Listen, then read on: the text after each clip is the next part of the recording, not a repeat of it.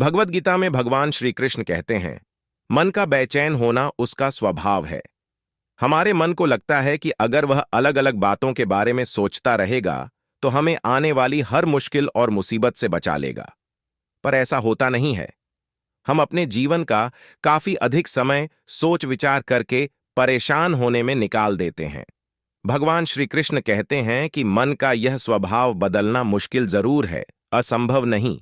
अच्छा, अब आप एक बात बताइए, क्या आप कौए को कह सकते हैं कि वो कांव कांव की आवाज ना करे? या फिर क्या आप किसी मेंढक को कह सकते हैं कि वह पानी देखते ही ऊंची छलांग ना मारे? हमारे मन का भी कुछ ऐसा ही है। जीवन में कुछ भी होता है, अच्छा या बुरा, हमारा मन उस पर कांव कांव कांव करने लगता है। कांव कांव से मेरा मतलब है चिंता करना, व्याकुल होना। कोई बुरी बात होती भी नहीं है और मन परेशानी की ऊंची ऊंची लपटें लेने लगता है। कभी कभी तो मुझे ऐसा लगता है कि हम में से कई लोग सिर्फ परेशान होने के लिए जीते हैं। सारी परेशानी, पीड़ा, दुविधा अक्सर हमारी मन की बनाई हुई कहानियां होती हैं। भगवान श्री कृष्ण हमें हमारे मन को शांत और स्थिर करने के लिए दो उपाय देते हैं। पहला, ध्यान लगाना या मेडिटेट करना। दूसरा, वैराग्य भाव सीखना। अब ध्यान या मेडिटेशन शब्द सुनते ही आप में से कई लोग कहेंगे कि आप आंख बंद कर सांसें अंदर बाहर नहीं ले सकते। यहां हम सब गलती कर बैठते हैं। मेडिटेशन या ध्यान का मतलब सिर्फ आंख बंद कर बैठना नहीं होता। मेडिटेशन का मतलब होता है अपना पूरा ध्यान किसी चीज पर लगाना और उसे हटने नहीं देना। अगर आप रोटी बना रहे हैं तो सिर्फ उस बात पर ध्यान दीजिए। अगर आप पिक्चर देख रहे हैं तो अपना पूरा ध्यान पिक्चर पर लगाएं। यह मत सोचिए कि पिक्चर देखकर आप अपना कितना वक्त बर्बाद कर रहे हैं।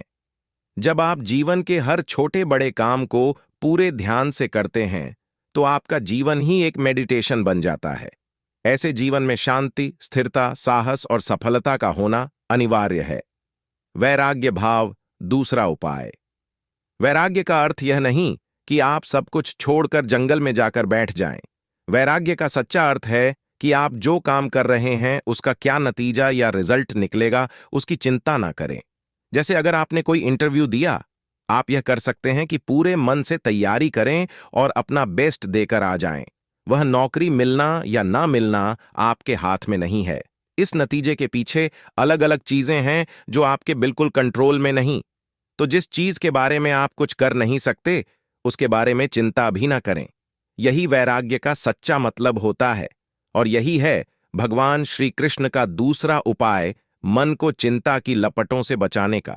याद रखिए, आप पूरे के पूरे इंसान हैं।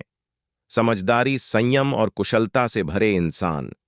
आपका मन जब भी कौए की तरह अलग अलग बातों पर आपको परेशान करने लगे, तब अपने मन को भी प्यार से समझाइए और शांत कर लीजिए।